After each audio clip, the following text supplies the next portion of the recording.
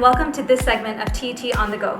This is your host, Abhi, and we are here at the Conference Centre at the Hilton in Markham, where Prime Minister Justin Trudeau, alongside Liberal MP candidate Mary Ng and existing MP of Scarborough Rouge River, Gary Anand will be meeting with community leaders for a roundtable discussion. Now, TET has an exclusive interview with the Prime Minister himself, and I'm going to take you guys along with me to ask him some important questions. So, let's go.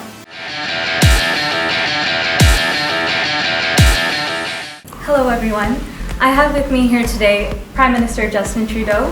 I also have Mary Ng, who is a candidate for MP of the Markham Thornhill area, and I also have Gary Anand, who is the MP for the Scarborough Rouge River area. It's a pleasure to have you all with me today, and I look forward to discussing some items with you. Thank you. Good to be here. Thank you. So the first topic I want to discuss, not really about the election, but about a topic that has kind of been a pain point for a lot of people looking to live in Toronto, especially millennials like myself, and that is the Toronto housing industry.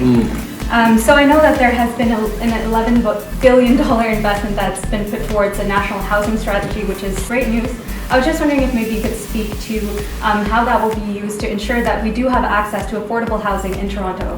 Well, the person who's driving this with us is Adam Vaughan, who, as everyone knows, was working for a long time as a municipal councillor and as a housing advocate in Toronto. So he understands the pressures that families, young people, seniors are facing in terms of finding affordable places to live in a great city like Toronto. Yeah. So making sure that we're encouraging more rental stock, making sure we're working with the municipality to build buildings that is going to and create opportunities to have people move into homes they can afford.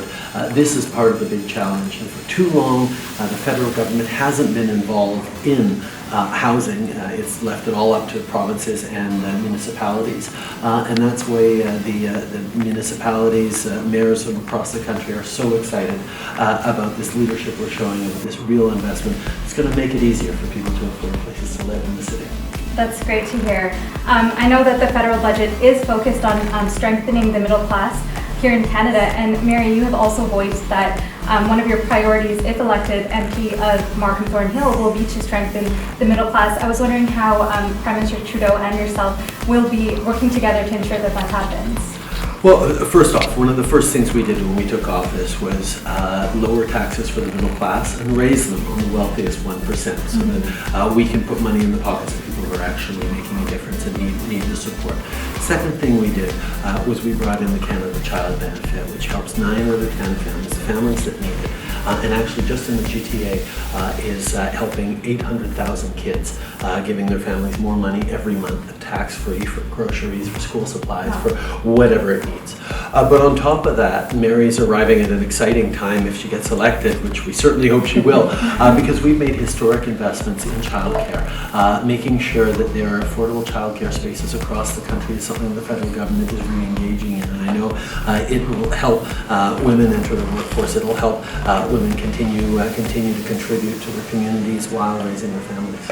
And these are very much the issues that I've been hearing at the doors. I've talked to a lot of residents and a lot of families here in Markham Thornhill, and I've talked to them about our middle class plan, and these are the very issues that I hope on Monday after the election I can represent their interests and be their strongest voice in Ottawa. That's great to hear, Mary. Thank you for that. But since you are here taking a leave of absence from your role as Director of Appointments, it was recently reported by CBC that the backlog is unfortunately up by 80%, and I was just wondering, Prime Minister, how do you plan on filling those vacancies? Currently, I think there are about 354 vacancies of 515 positions.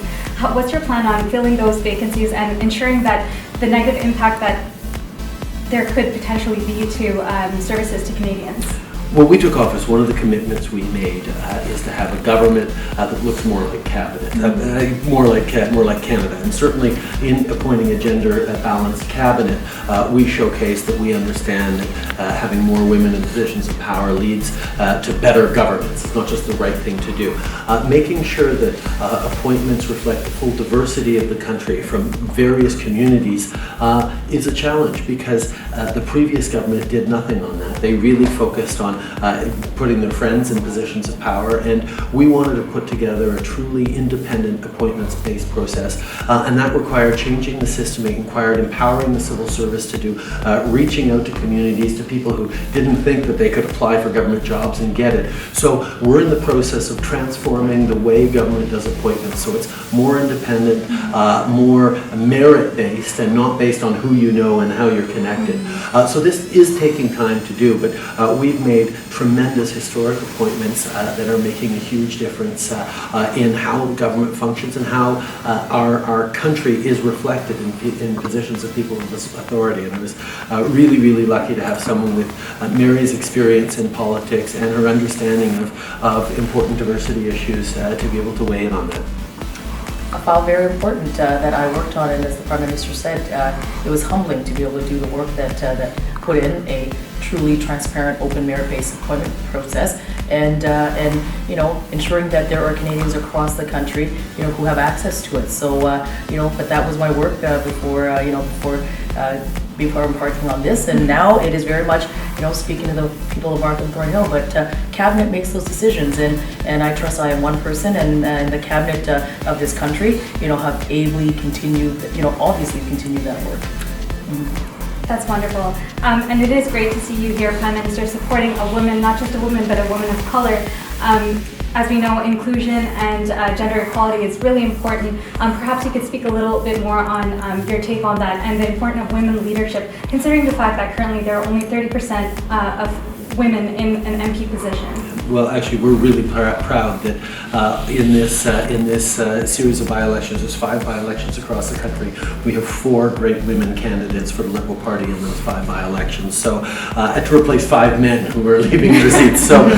So we're definitely on the right track on that. It's great to see how many great, strong women we've been able to encourage to get into politics. Having a cabinet that is 50-50 men and women is a very strong symbol.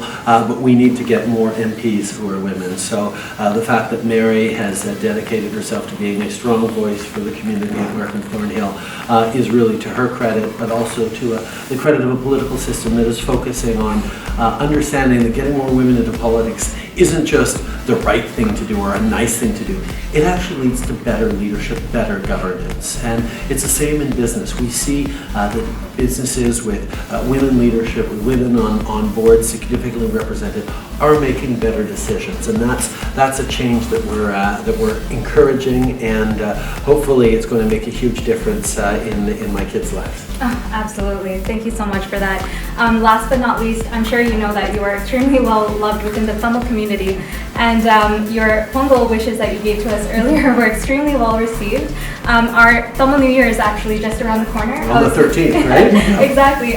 So I was wondering if you would perhaps be up to taking a stab at wishing us a Happy New Year in Thummel. Okay, tell me how to say it. All right. Inia. Puttande. Valtikal. He's a natural. Thank you so much. Happy New Year, everyone. Thank you so much.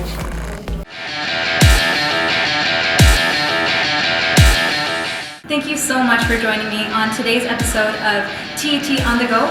We were able to talk to the Prime Minister about important matters such as the Toronto housing market, as well as women in leadership, and gain some pretty good insight. Again, thank you so much for joining me. This is your host, Abby, and the TET crew signing off.